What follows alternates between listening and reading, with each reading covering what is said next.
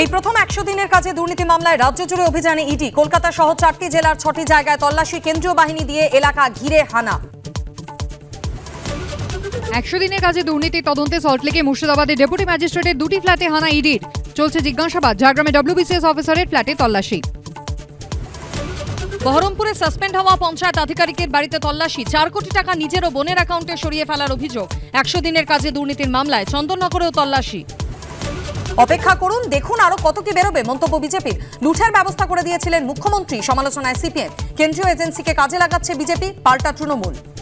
CAG report নিয়ে বিজেপির মুলতুবি প্রস্তাবে না স্পিকারের, প্রতিবাদ শুভেন্দু অগ্নিমিত্রাদের। লোকসভায় 146 জন সাংসদ সাসপেন্ড, এখানে করব না, চিৎকার করুন, প্রতিক্রিয়া বিমান বন্দ্যোপাধ্যায়।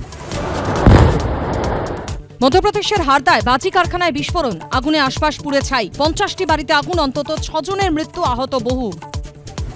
সংসদে প্রধানমন্ত্রীর মুখে বাংলা টাকার পাহাড়ের প্রসঙ্গ। কেন্দ্রীয় বঞ্চনা ইস্যুতে 5ম দিনে ধর্ণা, নেতৃত্বে মহিলা তৃণমূল। ঘণ্টাখানেক সঙ্গে সুমন, রাত 8টা।